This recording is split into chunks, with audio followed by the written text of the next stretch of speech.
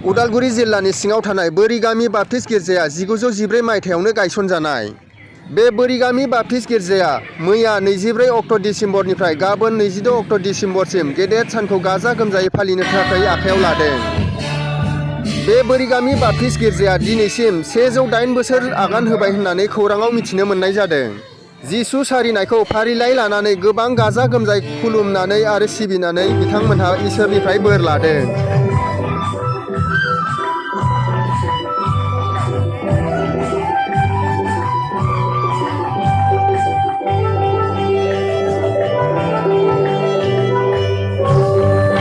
आलासि बरायनाय समखौ एसेयावनो दोनथ'नाय